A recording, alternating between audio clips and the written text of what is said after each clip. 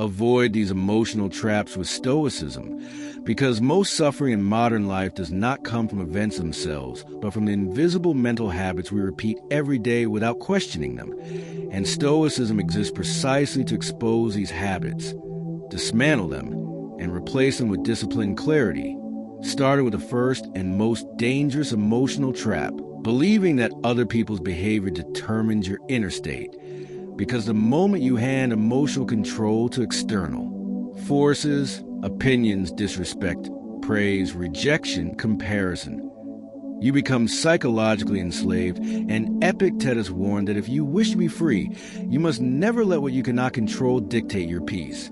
Yet most people wake up already reactive, checking messages, measuring themselves against others, and absorbing moods that were never theirs to carry. So the Stoic response is not emotional withdrawal, but emotional sovereignty, learning to pause before reacting, to separate the event from the interpretation, and to ask a single powerful question: is this within my control?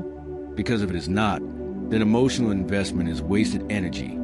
The second emotional trap is catastrophizing the future, imagining worst-case scenarios, and emotionally suffering before anything has actually happened, which Stoics recognize as misuse of imagination, not wisdom. And Marcus Aurelius reminded himself daily not to let the future disturb him, because if it comes, he will meet it with the same reason he uses now.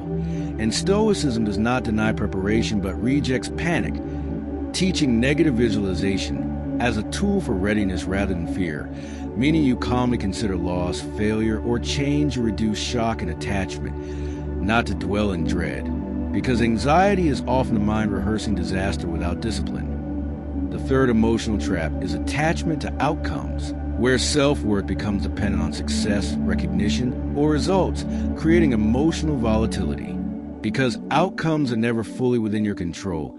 And Stoicism cuts directly through this illusion by redefining success as effort aligned with virtue, not results aligned with desire, freeing you from emotional collapse when things do not go your way and from arrogance when they do, because both pride and despair are symptoms of overattachment. Another trap is seeking validation, where your sense of identity is quietly shaped by approval, likes, praise, or reassurance, turning life into a performance instead of a practice. And Stoics consider this one of the most subtle forms of slavery, because the need to be like compromises honesty, integrity, and strength.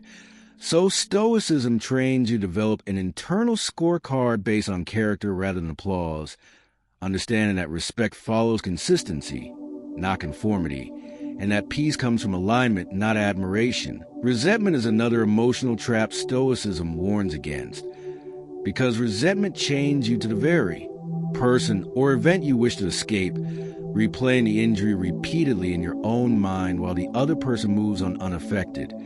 And this is why Stoics emphasize forgiveness not as moral superiority, but as self-liberation, recognizing that carrying anger is like drinking poison and expecting someone else to suffer. So the Stoic practice is to acknowledge the harm without clinging to it, learning from it without reliving it, and choosing clarity over bitterness.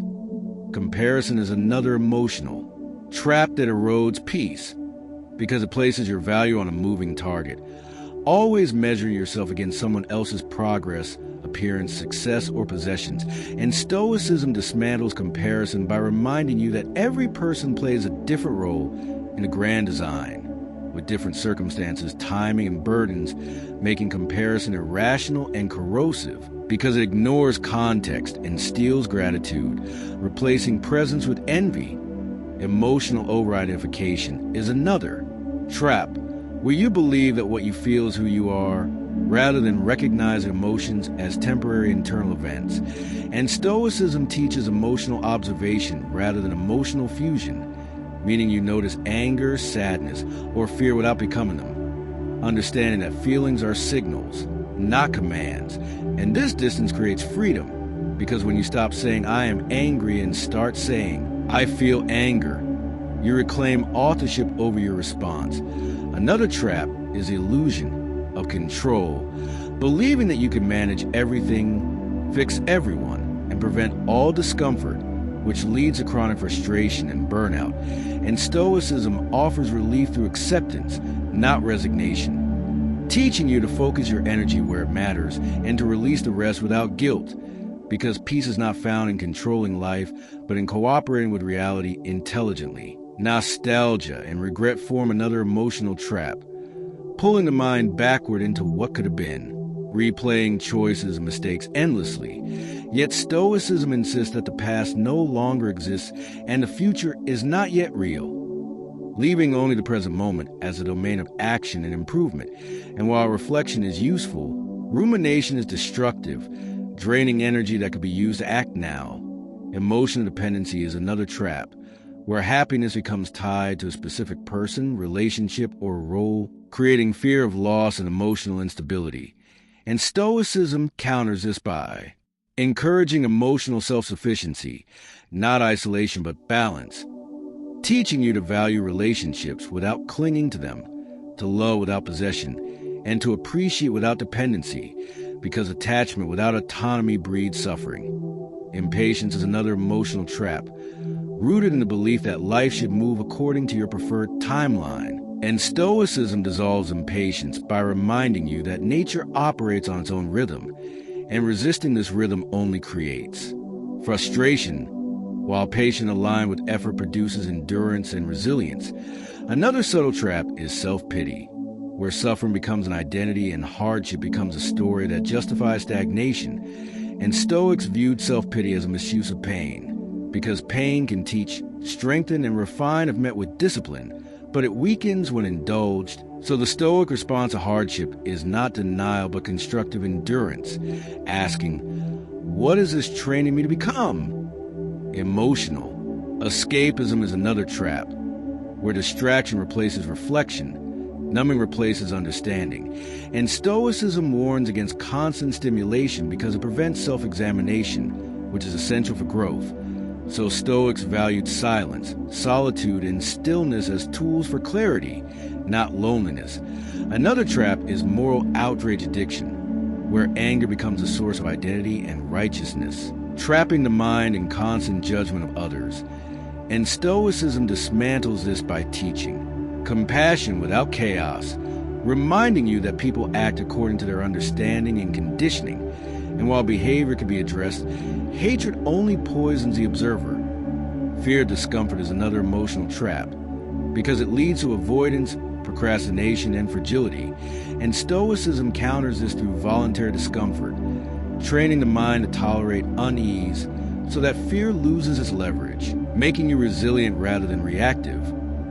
Finally, the greatest emotional trap of all is living unconsciously, reacting automatically, and mistaking habit for destiny, which is why Stoicism is ultimately a practice of awareness, discipline, and intentional living. When you realize that identifying emotional traps is only the first stage, because awareness without disciplined action simply creates a more informed form of suffering, and Stoicism demands application, not admiration, meaning that once you see the trap, you are responsible for stepping out of it, even when doing so feels uncomfortable, unnatural, or lonely. And this is where most people fail, not because the path is unclear, but because abandoning emotional habits feels like losing part of their identity. One of the most difficult transitions is learning to sit with uncomfortable emotions without immediately reacting, escaping, or justifying them. Because the Stoic does not rush to soothe discomfort through distraction, blame, or emotional expression, but instead observes it with calm attention, understanding that emotions rise and fall like weather systems, and that panic only intensifies the storm, while patience weakens it. Another advanced emotional trap Stoicism exposes is moral superiority, the belief that because you are aware, disciplined, or principled, you are above others, which quietly feeds ego and creates isolation. And Stoicism counters this by reminding you that wisdom includes humility, that everyone is fighting unseen battles, and that judging others harshly often masks unresolved internal conflict. So the Stoic practices understanding without excusing harm, firmness without contempt, and distance without hatred.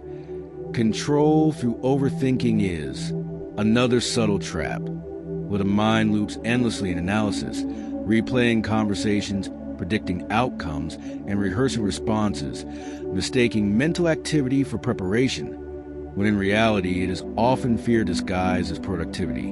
And Stoicism breaks this cycle by anchoring attention in present action, reminding you that clarity comes from doing what is necessary now, not from exhausting every possible future in imagination.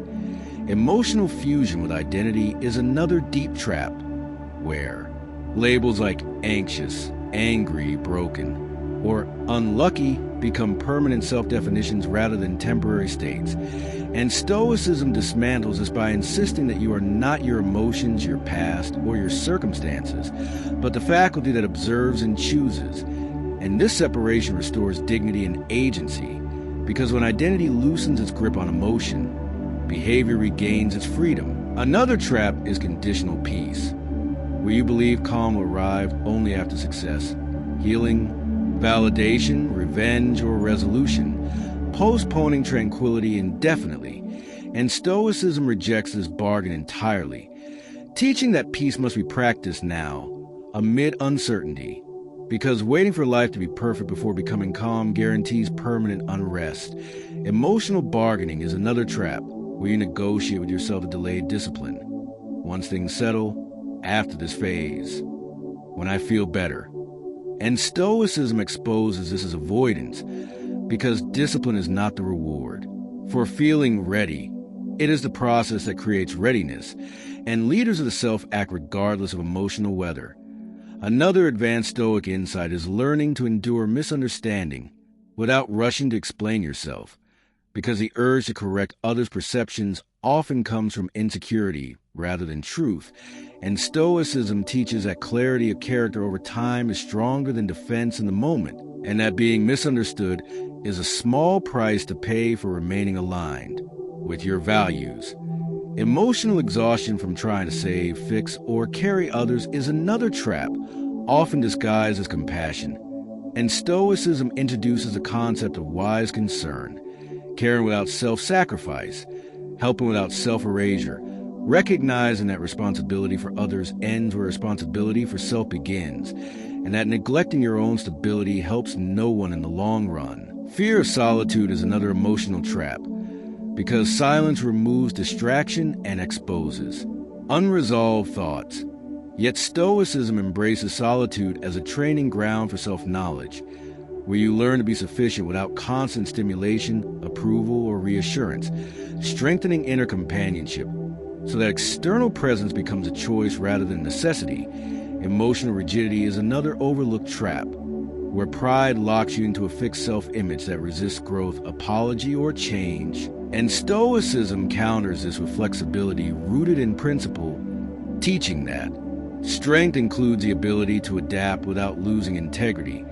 Another trap is mistaking emotional intensity for truth, believing that because something feels strong, it must be right. Yet Stoicism warns that strong emotions often arise from unchecked assumptions, not reality, and that reason must interrogate feeling before granting authority.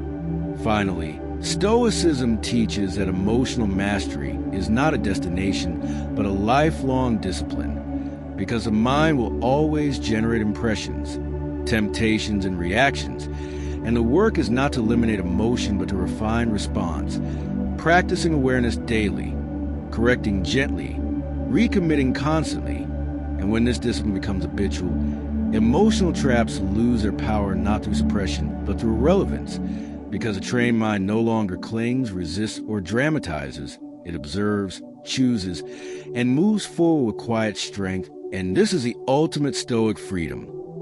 Not emotional numbness, but emotional clarity, where peace is no longer fragile or conditional, but grounded in reason, character, and self-command, allowing you to live steadily in a world that thrives on emotional chaos without being consumed by it.